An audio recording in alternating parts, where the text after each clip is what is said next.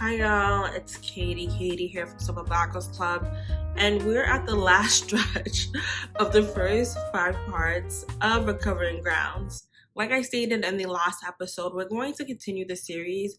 However, we're not going to be on any type of strict timeline. In fact, we're not going to be on a timeline at all. As I continue to research and discover the impact, uncover the impact that Black people had and continue to have in the recovery community, I will continue to share the information with you. Recovery, whether it's recovery from substances, food, trauma, mental illness, at one point played a huge role in the Black experience. Think about it. We come from a people that were enslaved, beaten, traumatized, and on a daily occasion, they had to come back to themselves. They had to recover. Our ancestors sat and thought about the practices and rituals that allowed them, that inspired them to push on, to continue, despite the oppression and suffering and violence they experienced on a daily occasion. To recover, our people, our ancestors prayed, sang, danced, daydreamed, hoped, talked, and they even abstained from alcohol, something I talk about in episode 1, the Black Temperance Movement. Before we begin, I have to introduce our sponsor, the sponsor of the first 5 parts of Recovering Grounds, Allen Hamilton and Allen Was Here LLC. The official sponsor of this episode is Allen Was Here LLC by Allen Hamilton. Hamilton practices sobriety and is the founder and managing partner of Backstage Capital, a seed investment fund dedicated to investing in startups by underrepresented founders, specifically women, people of color, and those who identify as LGBTQ+. Hamilton is also the author of It's About Damn Time, a book written based on her personal journey into entrepreneurship and venture capital. Allen Was Here LLC offers folks looking to build or supplement their income and client base, resources, and support. Click the link below to learn more. So this episode, part 5, is dedicated to, among other things, feminist scholar and author Bell Hooks.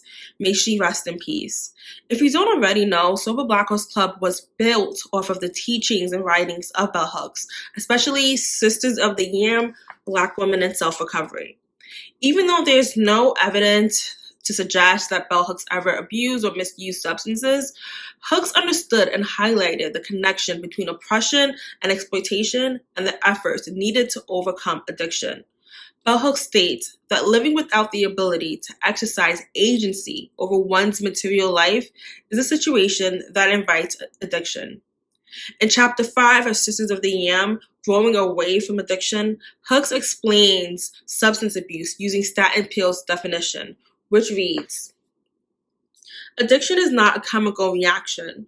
Addiction is an experience, one which grows out of an individual's routinized subjective response to something that has special meaning to him. Something, anything that he finds so safe and reassuring that he cannot be without it. We still find that we learn habits of dependency by growing up in a culture which teaches a sense of personal inadequacy, of reliance on external objects, and a preoccupation with the negative or painful rather than the positive or joyous. Addiction is not an abnormality in our society. It is not an aberration from the norm. It itself is the norm.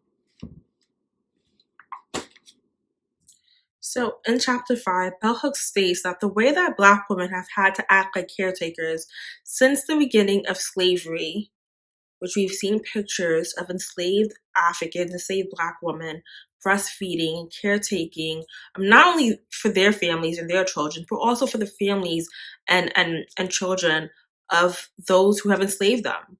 You know, white women, we've seen pictures of Black women nursing and breastfeeding children who do not belong to them. So again, since the beginning of slavery to present day, not only makes us likely candidates for codependency addiction, but also enables those around us to be codependent on us. Bell Hooks also believes that substance abuse and addiction is widely accepted in the Black community because the community believes that our hardships and suffering can only be overcome by pleasure. So, not by dismantling the systems that oppress us, not by necessarily fighting for our rights, but by creating and indulging in pleasure.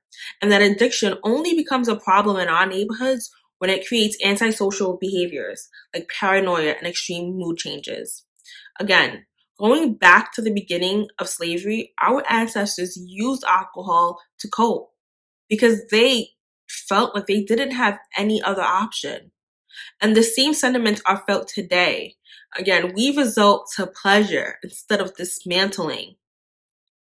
Because a lot of us in the community feel like racism and discrimination will never be a thing of the past.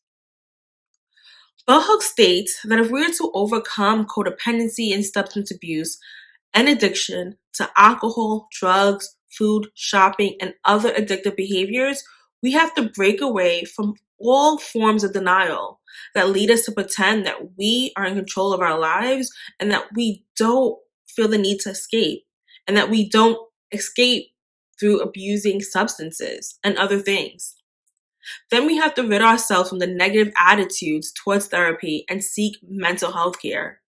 We have to, especially as Black women, let go of the need to exert control and authority over the lives of our families and friends because it leaves us little to no room to get to know who we are and what we need.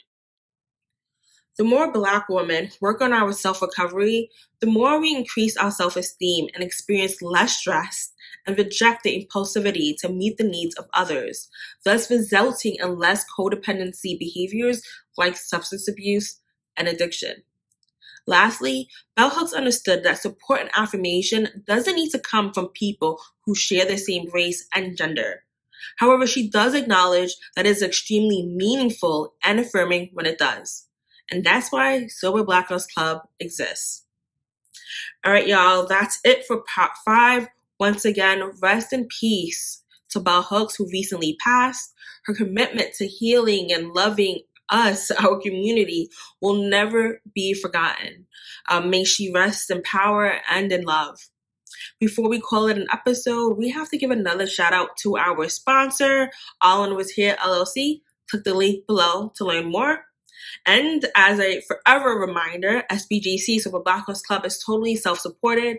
If you are able to, please consider donating to the club as we continue to provide support and connection and empowerment to Black folks in sobriety. You can donate through PayPal or Cash App.